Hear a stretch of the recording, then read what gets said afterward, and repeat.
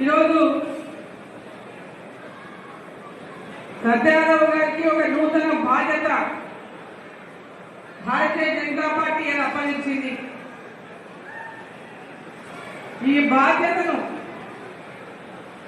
రాబోయేటటువంటి స్థానిక సంస్థలు కానీ భారతీయ జనతా పార్టీ క్షేత్ర స్థాయిలో బూత్ స్థాయి వరకు తీసుకుపోవడంలోనే కానీ కార్యకర్తలందరూ సీనియర్లు జూనియర్లు కొత్తోళ్ళు పాతోళ్ళు అనేటువంటి తేడా లేకుండా అందరినీ కూడా కలుపుకొని భారతీయ జనతా పార్టీని మొన్న మనం పార్లమెంట్ ఎన్నికల్లో ఏ విధంగా ఓట్లు సంపాదించుకున్నామో దానికి డబల్ అసెంబ్లీ ఎన్నికల్లో సంపాదించుకొని కేవలం మక్తల్ నారాయణపేట కొడంగల్ నియోజకవర్గంలో మనం ఖచ్చితంగా గెలిచే విధంగా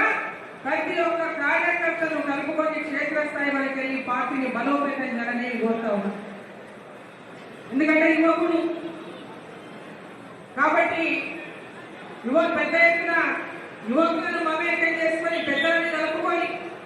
అన్ని వర్గాలను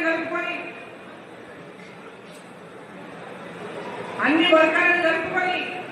మరి పార్టీ యొక్క బలోపేతమే లక్ష్యంగా